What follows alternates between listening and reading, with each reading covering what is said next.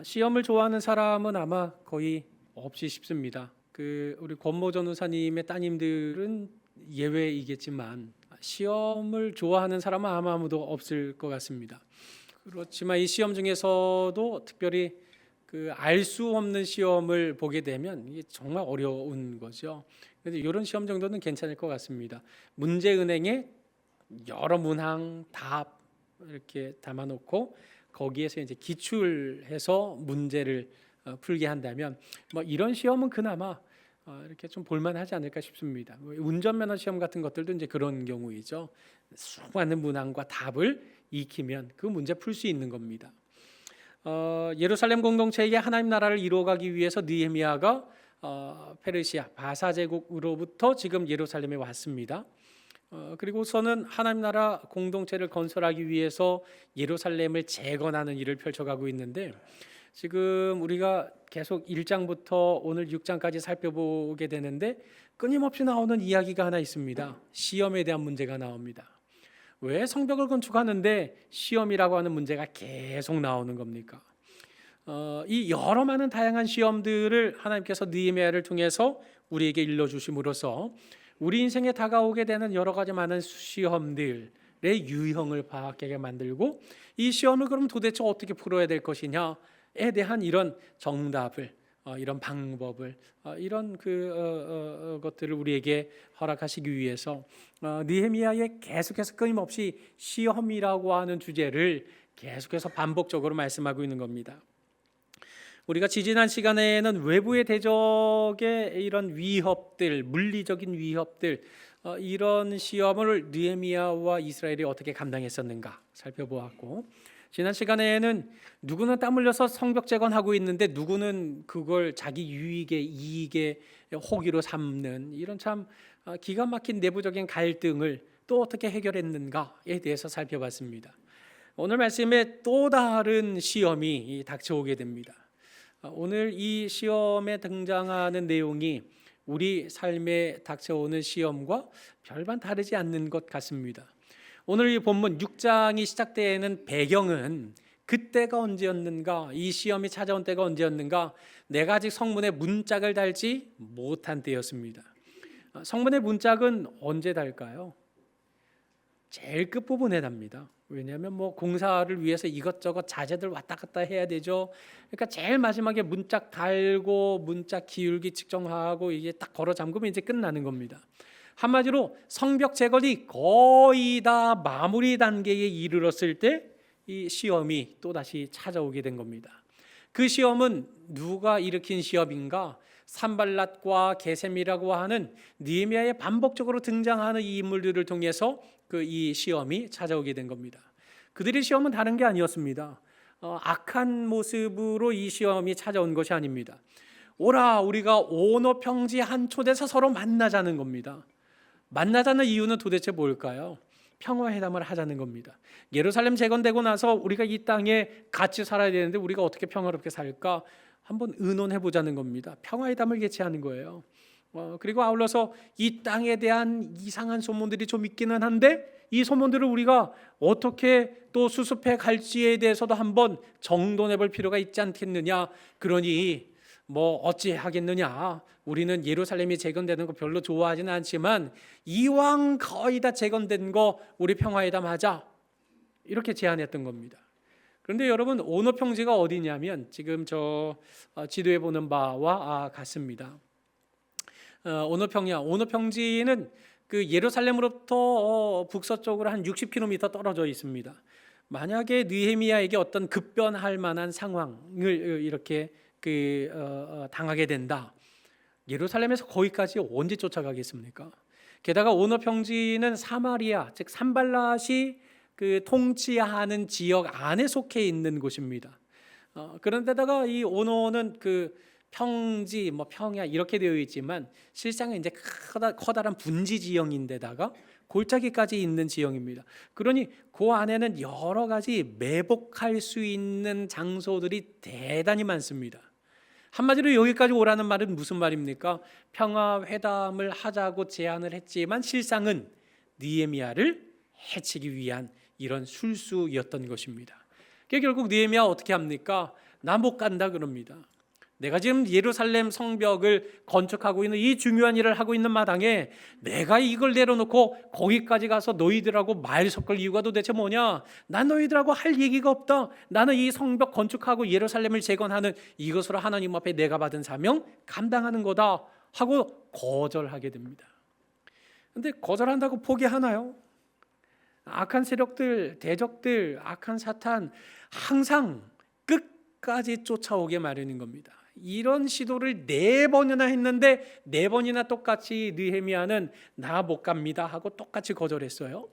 그러자 5번째는 어떤 일이 벌어집니까? 우리 한번 화면에 있는 말씀 보고 같이 읽어보실까요? 자, 시작. 산발랏이 5번째는 그 종자의 손에 봉하지 않은 편지를 들려 내게 보냈는데, 이렇게 말합니다. 이 당시 편지는 다 두루마리잖아요. 두루마리에 쓰고 거기에 띠를 둘른 다음에 도장을 찍어서 임봉을 하게 마련인 겁니다. 누가 뜯어보지 못하게 해요. 그런데 봉하지 않고 두루마리에 써가지고 그냥 준 겁니다. 그럼 여러분, 이 편지가 손에 타서 결국 느헤미야 손까지 들어가게 될 텐데요. 그 손 타고 들어가는 동안에 이거 펼쳐보지 않을까요?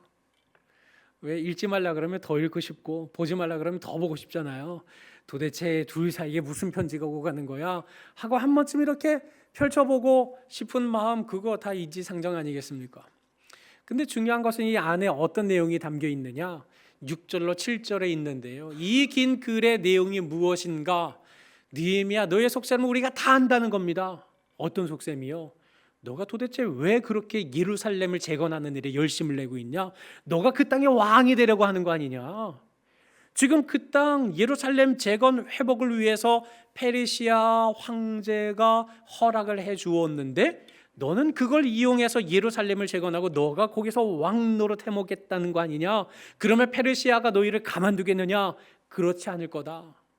그리고 너가 한술 더 떠서 거짓 선지자들 세워서 예루살렘에 지금 새로운 왕이 나타났다, 이런 소문도 벌이고 있다면서 하면서 그런 내용을 이 봉하지 않은 편지에 담아낸 겁니다. 그럼 결국 이 편지를 받아보는 사람들마다, 이 편지의 내용을 아는 사람들마다 어쩌겠습니까? 느헤미야의 마음이 순수하지 않았구나, 느헤미야가 정치적으로 우리를 이용했구나, 뭐 이런 말과 소문으로 꽉 차버리지 않겠습니까? 그리고 이 성벽 재건에 같이 힘썼던 사람들은 아니 이게 느헤미야가 왕이 되기 위해서 이 일을 한 거였단 말이야? 그러면 이 일을 도운 우리는 다 반역자가 되는 건데 그럼 우리 다 끝장나는 거 아니냐 하고 두려움에 떨 수밖에 없는 이런 기가 막힌 소문을 지금 봉하지 않은 편지를 통해서 온 이스라엘에 두루 퍼뜨리려고 작당을 한 겁니다. 만나자고 거절하니까 임봉되지 않은 편지에 이런 기가 막힌 중상모략의 내용을 적어서 지금 전달한 겁니다. 여러분, 이런 중상모략을 듣게 될 때 아무렇지도 않으신 분 계십니까? 아마 아무렇지도 않기는 어려울 것 같습니다. 대부분이 나의 마음이, 나의 본뜻이, 나의 본래의 모습이 그렇지 않은데 거기에 대해서 이상한 소문이 덧붙여진다든지 내지는 중상모략이 따라온다든지 그 말 들으면 아유 정말 속상합니다. 얼마나 속이 상합니까? 그런 일들이. 특별히 목사는 늘 이렇게 이런저런 말들을 타잖아요. 제가 지금 이 말을 하면 목사님 무슨 일이 있으셨나 보다, 그렇게 생각 안 하셔도 됩니다. 지금 이 느헤미야를 1장부터 차례대로 지금 흘러가고 있잖아요. 뭔 일이 있어서 지금 이 본문을 제가 딱 픽해가지고 이걸 가지고 제 어떤 말을 하려는 건 절대 아닙니다. 원래 목회자는 항상 여러 말을 듣게 돼 있습니다. 정말 부교육자 생활도 오래 하면서 그 들을 말 안 들을 말 엄청나게 많이 들었습니다. 언젠가 우리 이영순 전사님하고 그 두 분 권사님하고 같이 식사를 하고 있었어요. 근데 거기에서 또 이제 뜻밖의 우리 교회 오지 않는 그 권사님 한 분 계시는데 아무튼 권사님이 근데 박 목사님이 이영순 전사님을 싫어하는 거 아니었어요? 이제 이 얘기를 하시는 거예요. 무슨 말씀이세요? 무슨 말씀이세요? 그랬더니 이영순 전사님이 이제 전 교회 경양교회에서 왜 정년이 돼서 이렇게 그만두셨단 말입니다. 그런데 그만두셨을 때 그때 제가 이영순 전사님을 미워해서 이영순 전사님을 잘라냈다 뭐 이렇게 소문이 났었나 보죠. 그 부교육자가 어떻게 교육자를 뭐 붙이고 자르고 할 권한이나 능력이 있겠습니까? 근데 아무튼 뭐 그런 소문이 났던 거예요. 그러니까 이영순 전사님을 제가 얼마나 좋아하는데요. 근데 아무튼 그런 정말 말도 안 될 희한한 말들이 제가 알게 모르게 얼마나 많은 말들이 오고 가는지 모릅니다. 뭐 저뿐만 그렇습니까? 전도사님들도 마찬가지입니다. 앞에 서 있는 사람들은 온갖 말들을 다 듣게 되어 있는 겁니다. 그런데 문제는 어떻습니까? 그런 중상모략 엉뚱한 소문이 휘말리게 되면 그냥 내려놓고 싶은 겁니다. 내가 이런 소리를 들으면서 내가 뭐하러 이걸 하고 있는가? 그냥 다 포기하지, 다 멈추지, 다 내려놓지. 아이고 내가 그렇지 않다는 거 증명해 보이고 싶다. 막 이런 마음이 얼마나 굴뚝 같은지 모릅니다. 여러분 임효준이라는 그 쇼트트랙 선수가 중국으로 귀화했잖아요. 이번에 하얼빈 동계 아시안 게임에서 그 금메달 땄어요. 우리나라 선수하고도 몸싸움 하도 막 이렇게 일으켜 가지고 늘 논쟁이 되는 그런 선수 중에 한 명입니다. 우리 한국 대표였는데 이 사람이 왜 중국으로 이렇게 귀화를 하게 되었을까요? 처음에 이렇게 중국으로 국적 바꿨을 때 저는 내심 속으로 뭐 이런 친구가 다 있어 하고 이렇게 좀 별로 안 좋게 생각했어요. 근데 이번에 알고 보니 아이고 큰 오해가 있었더만은요. 자격정지 1년을 당했어요. 왜 1년을 당했냐면 그 같은 쇼트트랙 동성 남자 그 선수에게 성적 수치심을 주었다. 뭐냐면 이렇게 바지를 내려서 뭐 이렇게 그 하반신이 드러났다. 뭐 이런 혐의를 받게 되고 1년 동안 자격정지가 된 거예요. 근데 최근에 이제 무죄 판결을 받게 되었어요, 법원에서. 알고 봤더니 이게 무슨 일이었냐면 암벽 같은데 왜 이렇게 그 선수촌에서 그 몸풀 겸 운동할 겸 뭐 이렇게 암벽 등반하는 장소가 있나 보죠. 남녀 선수들이 거기에서 이렇게 잠깐 시간을 보내는데 여자 선수들이 올라가는 걸 어떤 다른 그 남자 선수가 주먹으로 엉덩이를 딱 때려가지고 여자 선수들에게 장난을 하는 거죠. 이 남자 선수가 그렇게 하니까 임효준도 같이 그렇게 그냥 뭐 장난기로 이런 거기에 동참했다가 이제 그만하자 하면서 그랬는데 이제 그 남자친구가 그 여자애들 때리겠다고 이제 암벽 타고 올라가서 때리려고 하는 걸 올라가는 걸 그만하자고 잡았는데 이게 이제 엉덩이가 다 드러난 것도 아니고 조금 드러나는 거죠. 그런데 이 친구가 그게 날 성적으로 수치심을 갖게 했다 하고 법정에 고소를 해버린 겁니다. 그래서 법원 판결을 나오기까지 이제 1년 동안 자격정지를 받게 되고 판결 나온 후에 이제 추후 징계는 그때 가서 검토하겠다. 그랬는데 이제 이런 제가 말씀드린 정황과 상황상 그냥 친구들끼리 장난하던 때에 어쩌다가 의도하지 않게 벌어진 일이었다라고 하면서 이제 법원에서는 그게 잘못되었다가 아니라 그게 뭐 이렇게 죄를 물을 만한 그런 큰 범죄는 아니다라고 이렇게 무죄 판결이 나게 된 겁니다. 그러고 나니까 이 린샤오진이 다시 보이는 거죠. 이번에 금메달 까고서는 코치진을 붙잡고 중국 코치진하고 엄청 펑펑 울더만은요. 왜 그랬나 했더니 그 중국으로 귀화한 다음에 올림픽 출전할 줄 알았는데 그 전 국가대표를 그만둔 이후에 일정 기간이 지나야 이제 올림픽 출전이 국가대표로 활동을 할 수 있는 겁니다. 근데 그것도 이제 걸리게 됐죠. 나가지 못했죠. 그런데다가 이번에 아시안 게임에 나가게 됐는데 대표 선발전에서도 중국 본토 선수들에게 엄청나게 견제를 받았나 봐요. 의도적으로 뒤에서 막아버리고 중국 선수들이 1, 2위를 차지하도록 이제 뭐 이런 서름도 당했었던 겁니다. 그러니 금메달 따고 난 다음에 그렇게 엄청난 눈물을 이제 흘렸던 거죠. 이처럼 중상모략을 당하게 될 때 가장 손쉬운 선택지가 어디입니까? 포기하는 겁니다. 피하는 겁니다. 멈춰버리는 겁니다. 그 자리에서 떠나버리는 겁니다. 이 임효준이 한국 국적 버리고 중국 국적을 택하는 것처럼 떠나는 것 이게 가장 쉬운 일입니다. 여러분 한 사람을 이렇게 매장시키는 거 이거 입으로 몇 마디만 하면 끝날 일입니다. 이거 얼마나 참 비참한 범죄입니까? 말하는 사람도 그렇지만 당하는 사람은 얼마나 괴로운 일입니까? 그런 까닭에 청교도들은 이런 범죄, 중상모략의 범죄에서 벗어날 수 있도록 세 가지 원칙을 가지고 생활을 했다 그럽니다. 그 첫 번째 원칙이 무엇인가? 이것이 사실인가를 묻는 겁니다. 이게 정황이냐 추측이냐 사실이냐, 이게 팩트 맞느냐. 그리고 두 번째는 당사자에게 확인했는가. 그리고 확인했을 때 사실이라고 한다면 그러면 이게 사실이라 할 때 이 이야기의 확산이 하나님께 영광이 되고 내 형제에게도 유익한 일인가, 이걸 생각하고 말하자. 이런 원칙을 가지고 삶을 살아냈다고 합니다. 여러분, 이런 중상모략의 범죄에 빠지지 않도록 우리는 부단히 조심해야 됩니다. 우리 에베소서 4장 29절의 말씀을 세 번역으로 옮겨 놓았는데요, 한번 같이 읽어보실까요? 자, 시작. 나쁜 말은 입 밖에 내지 말고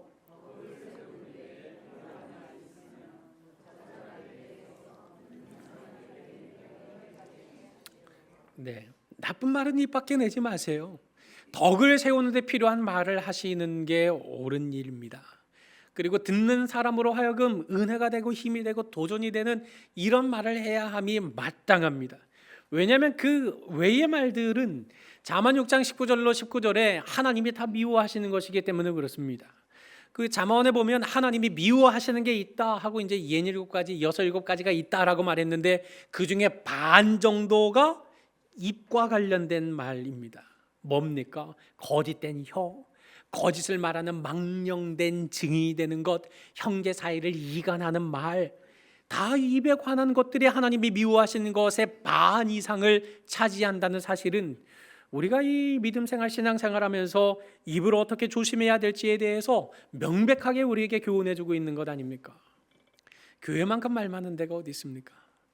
미용실 못지않게 교회는 말이 많은 것 같습니다.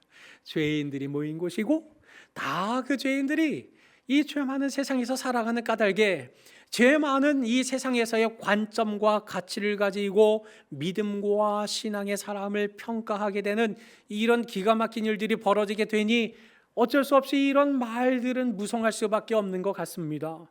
그리고 악한 사탄, 악한 영, 우리의 대적들은 항상 교회 안에 많은 말들이 일어나게 함으로써 그 교회가 온전하게 세워져 가지 못하도록 그렇게 힘쓰는 세력인 것임에 틀림이 없기에 그들의 이런 그 공격으로부터 늘 방비는 해야 하지만 현실적으로 이런 말들이 전혀 없다, 그럴 수는 없습니다. 이 지상에 있는 모든 교회는 다 하나같이 불완전한 교회이기 때문에 그렇습니다. 그런 까닭에 우리가 어쩔 수 없이 이런 소문에 휩싸이게 된다면 그럼 어떻게 해야 되겠습니까? 포기해야 되겠습니까?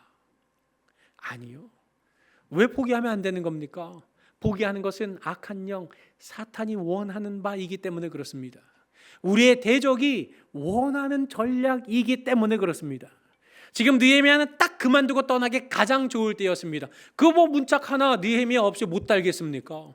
성벽 시작하는 게 문제였고 중간 과정 통과하는 게 문제였지, 이제 뭐 문짝 좀 달고 마무리 되는 거 이거 느헤미야 중심으로 느헤미야가 없어도 얼마든지 이 백성들이 할 수 있는 일이지 않았겠습니까? 그럼 이쯤 되면 아이고 내가 무슨 왕이 되냐, 내가 무슨, 나는 하나님께서 하나님 나라 공동체, 하나님 나라 백성이 하나님 나라 백성답게 살기를 원하는 이 한 가지의 순수한 마음밖에 없었다. 내가 이걸 증명하기 위해서 내가 지금 이 시간에 딱 명찰도 떼고 나는 바사로 돌아가리라, 페르시아로 돌아가고 나는 왕으로서의 권력력이 아무것도 없음을 나는 증명해 보일 테니 나머지는 너희가 알아서 하라. 이거 누가 원하는 거예요? 산발랏이 원하는 거거든요. 느헤미야가 속상했습니다. 기도했더니 내가 이거 그만두면 사탄이 좋아하는 겁니다. 이거 어떻게 해야 되겠는가? 고민하고 기도하다가 지금 6장 9절에 느헤미야가 이렇게 생각합니다. 이것은 그들이 다 우리를 두렵게 하고자 하여 역사를 중지하게 하고 이루지 못하게 하려고 하는 것이다. 그러면 어떻게 해야 되겠느냐? 주님, 이 중상모략의 이 엉뚱한 소문에 휩싸여서 정말 하기 싫어지고 사람이 보기 싫어지고 이 일을 하기 싫어지는 이 마당에 주님, 저는 어찌하면 좋겠습니까? 내 손에 힘이 빠집니다. 결국 어떻게 하자고요? 이렇게 기도했다는 사실입니다. 우리 파란색 부분만 한번 같이 읽어보실까요? 자, 시작. 이제 내 손을 힘있게 하옵소서. 이것이 바로 우리의 기도가 되어야 되는 겁니다. 어쩔 수 없는 소문에 휩싸이게 되었을 때 내가 이 소리 들으려고 이 교회 왔는가? 내가 이런 소리를 들으려고 내가 이 봉사를 하고 있는가가 아니라, 그럼에도 불구하고 교사의 자리를 포기하면 안 됩니다. 그럼에도 불구하고 봉사의 자리를, 그럼에도 불구하고 가정의 그 자리를, 내가 믿음으로 살아내기 위한 그 자리를 놓아서는 안 되고 포기해서도 안 되고 멈춰서는 안 됩니다. 왜냐하면 포기하고 멈추는 그 일은 바로 사탄이 가장 좋아하고 또 사탄이 노리는 지점이기 때문에 그렇습니다. 멈출 것이 아니라 하나님, 내 손에 힘을 주십시오. 내가 이것 뚫고 나갈 수 있는 믿음과 용기와 힘과 담대함을 주십시오라고 기도하면서 우리는 힘써 나아가야 하는 것입니다. 여러분, 시험은 이런 정도로 딱 끝나지 않습니다. 시험은 더 어려워집니다. 여러분, 언제 평생 그 받아쓰기만 하고 살 수는 없는 것 아니겠습니까? 받아쓰기에서 한 걸 알았으면 이제 조금 더 어려운 문제들도 풀러가기 시작해야 되는 겁니다. 느헤미야는 이 일이 있은 후에 또 다른 시험이 찾아오게 됩니다. 오늘 10절 말씀에 보니까 그 무헤다벨의 손자 들라야 아들 스마야가 두문불출 집 밖을 나오지 않는 겁니다. 그게 결국 느헤미야가 어떻게 했습니까? 찾아갔습니다. 이 집에. 여러분, 그 특별한 관계가 없는데 이 집에 찾아갈 이유가 있겠습니까? 성벽 재건하는 거 아주 바쁜 일이거든요. 이거 하고 있는데 그 집에 찾아갈 이유가 있다고 한다면 그 선지자 스마야와 느헤미야가 각별한 관계였기 때문일 것입니다. 아마 예루살렘 재건에 대한 논의도 많이 했을 것이고, 이거 다 재건되고 나면 어떻게 이 예루살렘을 하나님의 도성으로 우리가 세워갈 수 있을까요? 하고 선지자 명찰을 달고 있었기 때문에 많은 상의도 했었을 겁니다. 그래서 스마야가 도무지 보이지 않아서 집으로 찾아갔더니 뜻밖의 스마야가 그 이런 예언을 하는 겁니다. 그들이 너를 죽이러 올 것이다. 오늘 밤에 분명히 온다. 그러니 우리가 하나님의 손으로 가서 숨자. 하나님의 전 어디에 숨을까? 외소 안에 숨자. 이 외소는 바로 성소를 말하는 겁니다. 지성소와 성소가 그 당시에 구분되어 있었는데, 아무튼 이 성소는 제사장들만 가야 하는 장소이기는 했습니다. 그러니 제사장들만 들어갈 수 있는 그 장소에 우리가 같이 들어가서 숨는다면 저들이 반드시 밤에 와서 너를 죽이려고 할 텐데 이 죽음을 당하지 않을 수 있을 것이다 라고 이렇게 제안했던 것입니다. 그러자 느헤미야가 11절에 이렇게 대답을 합니다. 우리 한번 화면 보고 같이 읽어보실까요? 자, 시작. 총독인 내가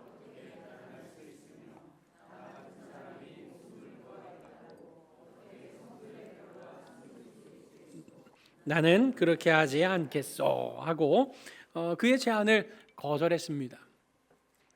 이 스마야 선지자의 이런 그 말이 참 느헤미야로 하여금 거절하기 어렵게 만든 부탁이긴 했습니다. 당신은 성소에 들어가서 사십시오가 아니라 당신과 내가 함께 들어가서 거기서 살아남으십시다 하고 제안했기 때문입니다.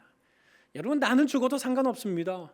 그런데 나 때문에 너가 죽는 거, 이거 참 어려운 일이지 않습니까? 제가 목사하면서 결혼 안 하려고 했었어요. 그 결혼에 대한 생각 자체가 없었습니다. 결혼하지 않으면 근데 목사가 안 된다는 걸 제가 꿈에도 몰랐거든요. 그 제가 왜 그 결혼 안 하려고 그랬냐면 그 개척교회 봤어요. 고생 많이 하시더라고요. 그 나는 밥 굽는 거 뭐 아무 이상 없어요. 뭐 난 뭐 밥 굽고 뭐 순교해도 그건 뭐 정말 아무 문제 되지 않지만, 그런데 내 가족이 굶는다 그러면 저는 그거 못 견딜 것 같거든요. 그래서 총각 때 하나님, 제가 교회는 하겠습니다. 개척하려면 개척도 할 겁니다. 맨 땅에 헤딩을 하면 헤딩도 할게요. 그런데 저는 결혼은 못 하겠습니다. 결혼했다가 자식들이 그렇게 어려움 당하고 굶고 뭐 이런 거 보면 제가 그거는 정말 하나님 진짜 제가 못 견딜 것 같아요. 그래서 저 결혼 안 하고 목사하겠습니다. 그런데 결혼 안 하면 목사가 안 된다고 하니 이게 졸업을 앞두고 부랴부랴 네 이렇게 아무튼 뭐 결혼을 하게 됐는데, 나 죽는 건 상관없어요. 나 때문에 너가 죽는데요. 그러니 같이 가서 숨자는 거예요. 이거 물리치기가 얼마나 어려운 문제입니까? 그런데 단호하게 거절했습니다. 거절했는데 그 거절한 이유가 무엇인가요? 민수기 18장 7절 말씀에 보면 성소, 에서 하는 일들에 대해서 지금 설명하고 있는 겁니다.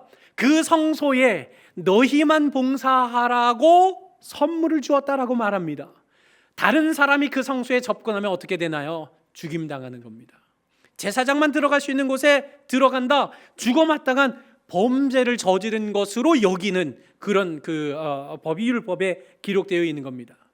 그러니 느헤미야가 나 살자고 그 안에 들어간다니요, 난 그렇게 목숨 부지하고 싶지 않습니다, 들어가려면 당신이나 들어가시오 하고 정중하게 거절을 했던 것입니다. 만약에 지금 느헤미야가 그 안에 꾀임에 빠져서 들어갔다면 어떻게 되었겠습니까? 죽거나 아니면 지도자로서의 명예를 완전히 상실해버리고 말았을 겁니다. 근데 나중에 알고 봤더니 그 스마야가 나를 위해서 생각해줘서 그런 제안을 했던 게 아니더라고요.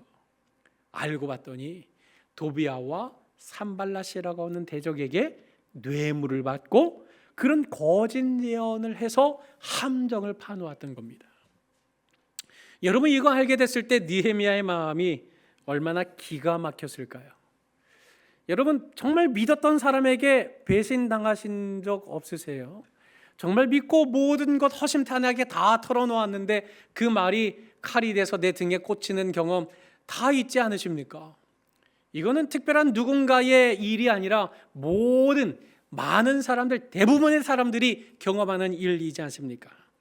여러분, 이런 일들을 경험하게 될 때 그 마음이 얼마나 무너져 내립니까? 여러분, 다윗이 다른 그 어떤 누구도 아니라 자기 아들 압살롬에 의해서 왕궁에서 쫓겨났어요. 자기 아들이 자기 대신에 왕이 되겠다고 나선 거죠. 얼마나 충격적입니까? 그런데 더 기가 막힌 사실은 같이 밥상에서 함께 식탁의 교제를 나누면서 저는 왕의 충신입니다, 왕을 위해서 충성을 다하겠습니다, 이렇게 말하는 신하들이 다 등 돌려서 압살롬 밑에서 고개 조아리고 있는 겁니다.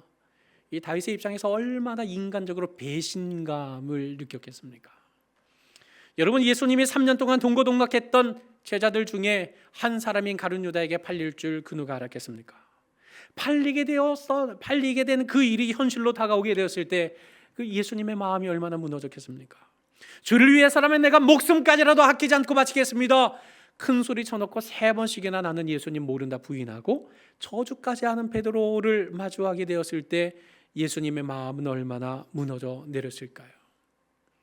여러분, 정말 믿었던 사람에게 배신당하는 것, 나와 관계없는 사람이 나에 대해서 무슨 말을 하든 그건 상관이 없습니다. 그런데 정말 믿었던 사람이 나에게 함정을 팠던 거고 날 위해서 해주던 그 말이 실상은 나를 올무에 걸리게 하기 위한 수작이었다는 사실을 알게 되었을 때 참 얼마나 실망스럽습니까? 그런데 이런 상황을 마주하게 되었을 때 역시나 우리는 포기하기 쉽습니다. 이런 경험을 통해서 우리는 더 이상 사람은 상종 못할 존재다라고 하면서 오직 나 혼자만 하나님 앞에 살아내겠다고 모든 사람들과의 관계를 끊어버리는 것, 사명의 자리와 관계를 끊어버리는 것, 이러기 참 십상인 것입니다. 그런데 여러분, 이건 정말 가장 쉬운 선택입니다. 가장 쉬운 방법입니다. 끊어버리는 것, 끊어내는 것, 이것처럼 쉬운 방법이 없는 것입니다.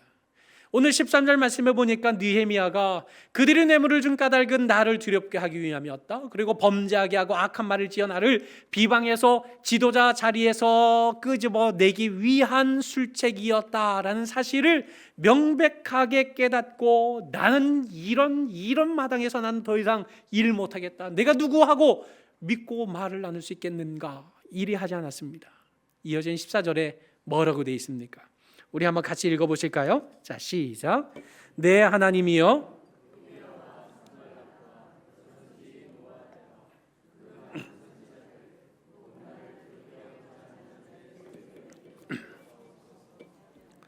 지금 느헤미야가 이렇게 고백하고 있습니다. 여러분, 이것도 이제 내 손에 힘이 있게 하옵소서라는 고백과 별반 다르지 않은 고백입니다.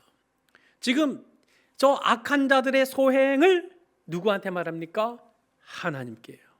하나님께 이르고 있는 이유는 무엇입니까? 하나님만이 믿을 수 있는 한 분이시라는 말입니다. 지금 도비야 산발랏은 뭐 대적들이니까 뭐 말할 것도 없고요. 그동안 가까이 있었던 여선지 노아다를 비롯해서 그 스마야를 비롯해서 그 남은 많은 선지자들이 하나님의 이름을 가지고 얼마나 악한 일들을 내 주변에서 꾸미고 있었던 것인지, 나를 이용해서 자기들의 부를 창출해내고 있었고, 나를 이용해서 나의 순수한 마음, 나의 순수한 헌신, 나의 순수한 희생을 이용해서 지금 자기들의 유익을 삼고 있었다는 사실을 알게 되었을 때, 야, 나는 이 마당에서 못 살아남겠다, 난 더 이상 여기 발 붙이고 못 있겠다, 이것이 아니라 이 사실을 하나님 앞에 고백한 겁니다. 이건 무슨 말인가? 하나님, 역시 사람은 믿을 게 못 됩니다. 믿을 이는 오직 여호와 하나님 한 분밖에 계시지 않습니다. 하나님만이 내 하나님이십니다. 하나님만이 나의 전부입니다. 하나님만이 내 모든 것입니다. 저들의 행위를 하나님이 기억해 주십시오 라고 하나님 앞에 기도하면서 자기 사명의 자리를 결코 놓치지 않고 끝까지 힘을 다해 감당해 내었던 겁니다. 사랑하는 서부경의 성도 여러분, 느헤미야가 이 성벽 건설을 며칠 만에 끝냈습니까? 오늘 15절 말씀을 보니까 52일 만에 끝났습니다.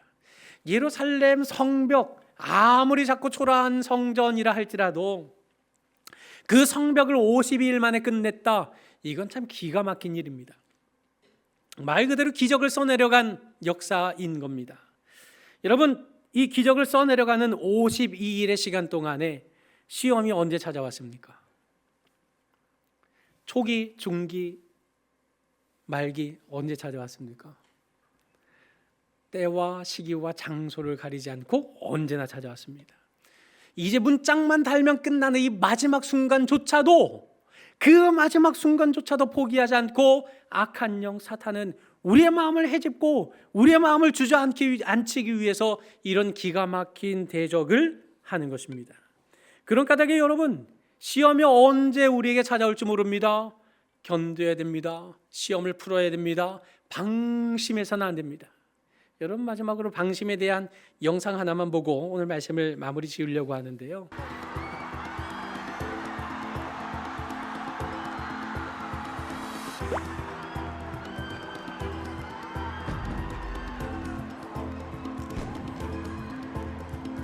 (0.01초) 차이로 1등을 내주게 됩니다. 그래서 세리머니를 하는 그 선수들은 우리나라 선수들이었고 3명이 계주를 했거든요. 이 3명 중에 2명은 이 아시안 게임이 끝나면 입대를 해야 되는 상황이었습니다. 금메달이면 면제, 근데 금메달이 아니면 입대. 여러분, 1등 드디어 군대 안 간다 하는 순간 뒤에서 쫓아와서 0.01초 차이로 금메달을 뺏기게 되었고, 이 사람들은 군대에 들어갈 수밖에 없는 기가 막힌 상황이 펼쳐지게 되었던 겁니다. 참 얼마나 안타까운 일입니까? 0.01초. 방심하지 않고 끝까지 조금만 더 탔다면, 그러면 이런 기가 막힌 상황은 벌어지지 않았을 것이 틀림없지 않겠습니까? 여러분, 우리가 믿음 생활하는 마지막 순간이 결코 예외일 수 없습니다. 이제 다 됐다, 아이고 이제 모든 게 다 끝났다 하는 시간이 바로 악한 영이 교묘하게 비집고 들어올 호기가 된다는 사실을 우리는 결코 잊어서는 안 됩니다. 이렇게 방심하지 않고 우리의 힘을 빼기 위한 악한 영의 이런 수작과 시험이 우리에게 찾아올 때마다 우리는 그 악한 영의 대적의 그런 의도에 딸려갈 것이 아니라, 이제 내 손에 힘이 있게 하옵소서, 하나님만이 내 하나님이십니다 라는 이런 신앙 고백을 통해서 우리에게 닥쳐오는 이런 여러 시험들을 넉넉히 이겨낼 때에만이 우리가 살아가는 삶의 자리에 하나님 나라를 세워갈 수 있는 것이지 않겠습니까? 그러므로 가정과 직장과 학교와 교회를 비롯해서 우리가 살아가는 모든 삶의 자리에 결코 방심치 않고 기도와 하나님을 온전히 신뢰하는 믿음으로 하나님 나라를 세워가는 그런 멋진 믿음의 사람들이 되시기를 주님의 이름으로 간절히 축원합니다.